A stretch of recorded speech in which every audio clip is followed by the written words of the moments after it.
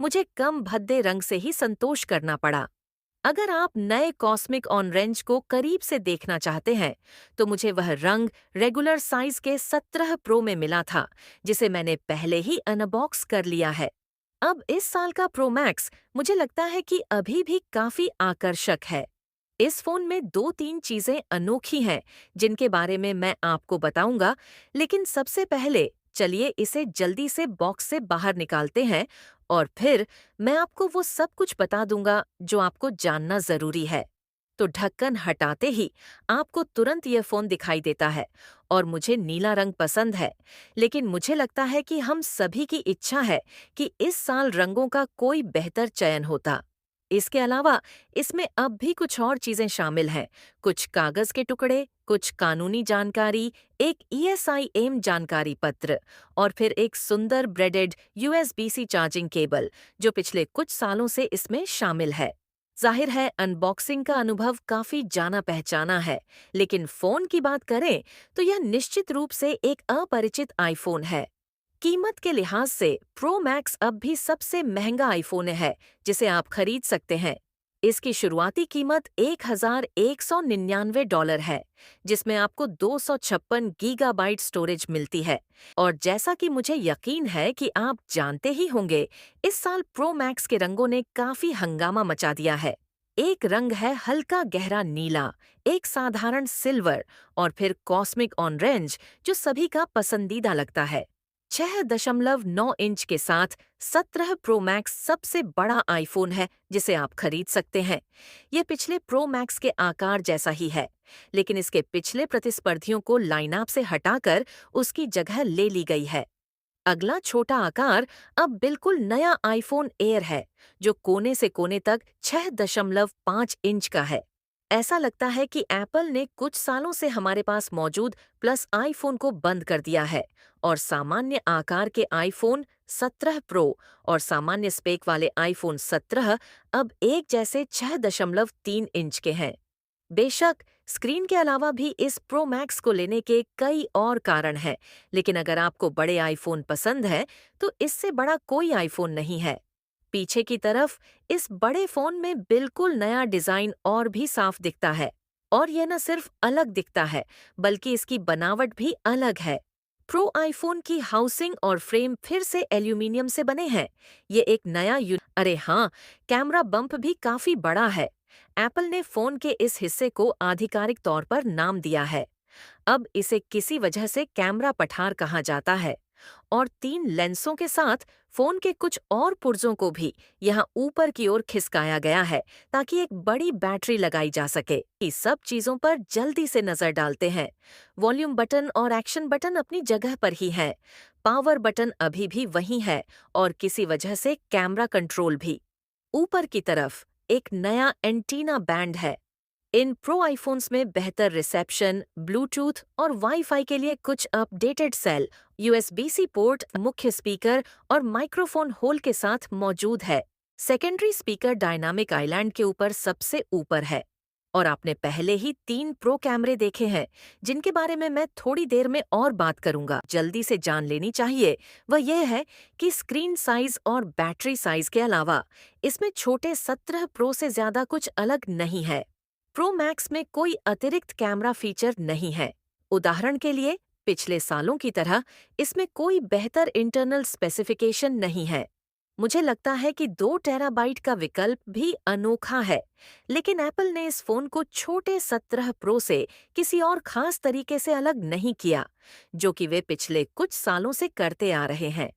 इस साल के प्रो मैक्स में 6.9 इंच का डिस्प्ले कुछ अतिरिक्त ब्राइटनेस देता है और ग्लास पर नए मजबूत सिरेमिक शील्ड से सुरक्षित है, लेकिन बाकी स्पेसिफिकेशन 16 प्रो मैक्स जैसे ही हैं। ये एप्पल का LTPO super retina XDR OLED panel है। 1320 गुणा 1320 है। 2868 रेजोल्यूशन, 120 हर्ट्ज प्रमोशन। अब यह 3000 निट्स की अधिकतम ब्राइटनेस तक पहुंच सकता है, जो धूप वाले दिनों में बाहर देखने के लिए थोड़ा बेहतर होना चाहिए। इसके अलावा यह वैसा ही शानदार डिस्प्ले है जैसा आप प्रो आईफोन से उम्मीद करते हैं। जाहिर है, इसका बड़ा विशाल आकार यूट्यूब वीडियो या फिल्म देखने के लिए बढ़िया है। आईफोन में स्क्रीन पर ज्यादा ध्यान दिए हुए शायद कुछ साल हो गए हैं। इस नए प्रो मैक्स में डुअल स्पीकर सेटअप भी पुराना हो गया लगता है। मुझे नहीं लगता कि ये पिछले कुछ सालों की तुलना में तेज आवाज में कोई बदलाव है, और मैं साउंड सैंपल देकर आपका समय बर्बाद नहीं करूंगा। इस साल प्रो आईफोन में नया एल्यूमिनियम फॉर्म फैक्टर और यूनिबॉडी डिजाइन सिर्फ दिखावटी डिजाइन में बदलाव नहीं थे। एप्पल ने पहली बार इन प्रो आईफोन में एक नया वेपर चैम्बर कूलिंग फीचर शामिल किया है, जो नए एल्यूमिनियम हाउसिंग के अंदर आता है और जो गर्मी को और कम करेगा। हार्डवेयर और आंतरिक कंपोनेंट संरचना में यह दोहरा बदलाव इन प्रो आईफोन के लिए एक बड़ा मुद्दा है, और मैं यह देखने के लिए वाकई उत्सुक हूँ कि क्या यह नया फोन अब दबाव में भी ज्यादा टिकाऊ प्रदर्शन के साथ ठंडा रहता है। चार्जिंग या बाहर यूट्यूब वीडियो देखने जैसे साधारण कामों में भी शर्मनाक रूप से गर्म नहीं होगा। मेरा आईफोन 16 प्रो लगभग 7 मिनट इस्तेमाल करने के बाद अलावा प्रो आईफोन में एक नया तेज प्रो प्रोसेसर A19 प्रो मिलता है, और अब यह 12 गीगाबाइट रैम के साथ आता है। इस विभाग में भी काफी समय बाद पहली बढ़ोतरी हुई है, और लंबे समय से इसकी चाहत थी, खासकर प्रो यूजर्स और गेमर्स के लिए। बेशक, इस फोन में आपको iOS 26 के सभी बदलाव मिलेंगे। हालांकि आपने अपने पुराने फोन में लिक्विड ग्लास जरूर देखा होगा। और हालांकि एप्पल हमेशा अपने परफॉर्मेंस अपग्रेड को साबित करने के लिए जोरदार कोशिश करता रहता है, मैं इस साल ज्यादातर एक बेहतर आईफोन की तलाश में हूँ। मुझे पूरी उम्मीद है कि यह नया प्रो, इसके अंदर का वेपर चैम्बर और नया लेकिन पुराना एल्यूमिनियम रीडिजाइन मेरे रोजमर्रा के इस्तेमाल में कुछ बदलाव लाएगा। खासकर इसीलिए क्योंकि मेरे लिए साल दर साल परफॉर्मेंस में हुए सुधार कम ध्यान देने योग्य और जरूरी होते जा रहे हैं। इस फोन का दूसरा अहम हिस्सा जाहिर है इसकी बैटरी है, और एप्पल ने यहाँ भी साइज बढ़ा दिया है। हालांकि इसमें एक तारांकन चिन्ह है। अगर आपके पास सिर्फ eSIM वाला आईफोन 17 प्रो मैक्स है, जैसा कि मेरे पास अमेरिका में है, तो आपको थोड़ी बड़ी बैटरी मिलेगी, 5088 मिली एम्पियर घंटे। अगर आपके आईफोन में फिजिकल सिम कार्ड ट्रे है, तो जाहिर है वहाँ पर्याप्त जगह नहीं थी, इसलिए आपको 4832 मिली एम्पियर घंटे की बैटरी मिलेगी। बहरहाल, पिछले साल के प्रो मैक्स की तुलना में इसकी क्षमता में बढ़ोतरी हुई है। इसके अलावा आप इस फोन को थोड़ा तेजी से चार्ज भी कर सकते हैं। ये पावर डिलीवरी 3.2 मानक को सपोर्ट करता है, इसलिए आप उचित एक्सेसरीज के साथ लगभग 20 मिनट में 0 से 50% तक चार्ज कर सकते हैं।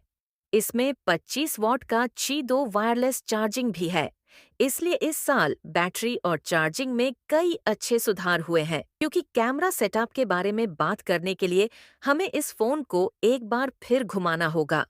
हालांकि सच कहूं तो मुझे इस साल सेल्फी कैमरे में हुए सुधारों में ज्यादा दिलचस्पी है। तीनों रियर लेंस अब 48 मेगापिक्सल के हैं, जिसमें एक बिल्कुल नया टेलीफोटो लेंस भी शामिल है, जो 4x ऑप्टिकल जूम और 8x ऑप्टिकल जूम दोनों को सपोर्ट करता है, साथ ही 40x डिजिटल जूम भी, इसलिए अब कोई भी आपसे छिप नहीं सकता। सेल्फी कैमरे को भी कई तरह से अपग्रेड किया गया है। यह एक 18 मेगापिक्सल का शूटर है, जिसमें एक बिल्कुल नया स्क्वायर कैमरा सेंसर है, जो आपके फोन को घुमाए बिना किसी भी ओरिएंटेशन में सेल्फी लेने की क्षमता को अनलॉक करता है।